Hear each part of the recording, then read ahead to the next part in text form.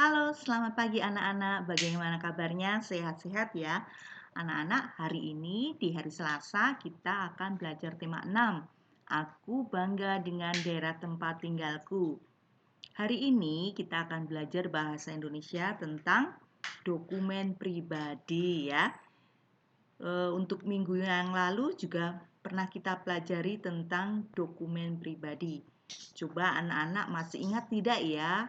Apa saja yang termasuk dokumen pribadi ini? Anak-anak bisa mendiskusikan seperti teman-temannya seperti ini nih. Berdiskusi ya. Dokumen pribadi. Contoh dokumen pribadi apa saja? Masih ingat tidak? Coba diperhatikan. Apa ini ya? Ya, betul. Ini adalah KTP. Kepanjangan dari kartu tanda penduduk. Ini dimiliki oleh siapa yang sudah berusia berapa?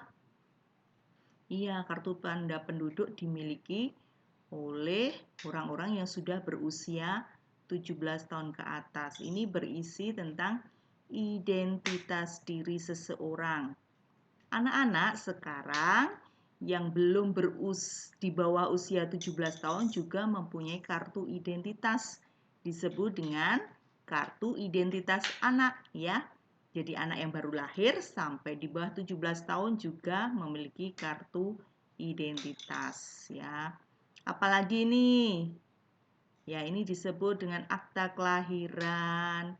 Ini disebut dengan akta keluarga ya. Ini adalah contoh dokumen pribadi. Yuk kita pelajari lebih lanjut ya anak-anak.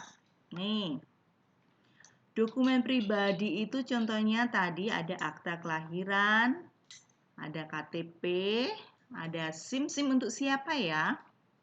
Iya, SIM adalah untuk surat izin mengemudi motor maupun mobil maupun kendaraan truk ya, harus memiliki SIM. Ijazah, kalau sudah lulus SD, SMP, SMA, kuliah, memiliki ijazah itu termasuk dokumen pribadi. BPKB motor ya. Nih, ini sebagai kelengkapan motor. Rapot. Anak-anak punya rapot tidak? Ya, pasti punya ya.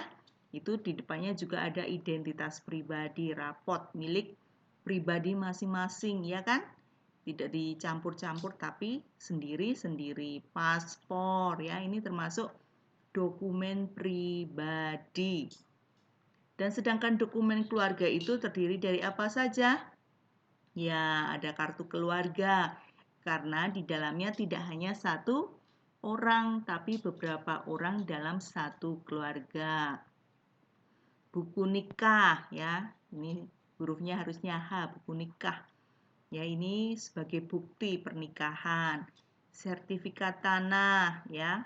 Ini juga ada tulisan pemiliknya. Ayah, ibu ya. Anak-anak di musim penghujan sekarang banyak terjadi banjir, ya kan? Anak-anak sudah mendengar berita di mana-mana terjadi banjir. Bagaimana ya cara merawat dokumen pribadi supaya aman?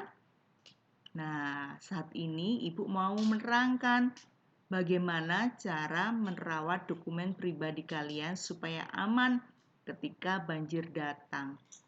Karena anak-anak bahaya banjir kita tidak tahu datangnya ya. Tahu-tahu air sudah penuh.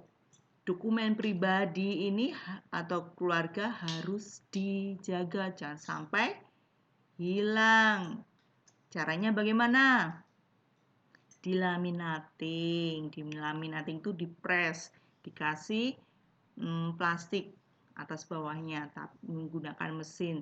Tetapi anak-anak tidak bisa menggunakan sendiri ya, harus pergi ke orang yang lebih ahli.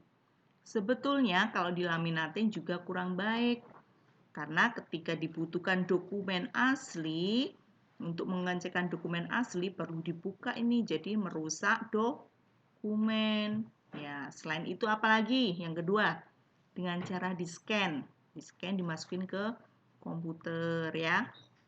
Disimpan dalam safe deposit atau kotak. Kotak ini kotak besi biasanya tahan api, sehingga aman ya anak-anak, atau disimpan dalam plastik dokumen. Plastik seperti tas, tapi isinya plastik-plastik tertutup rapat.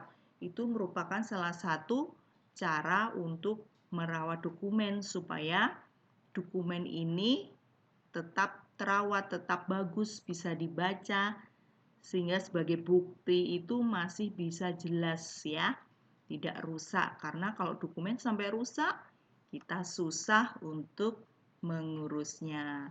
Begitu ya anak-anak tentang belajar merawat dokumen pribadi, karena sekarang musim penghujan dan di mana-mana sudah terjadi banjir. Makanya sebelum terjadi bencana kita harus waspada dan menyelamatkan barang-barang berharga seperti tadi dokumen pribadi ya. Itu aja pesan Ibu, jaga kesehatan, jangan lupa makan makanan bergizi, jangan main banjir-banjiran ya, berbahaya. Jaga protokol kesehatannya itu tetap dilakukan. Tuhan Yesus memberkati.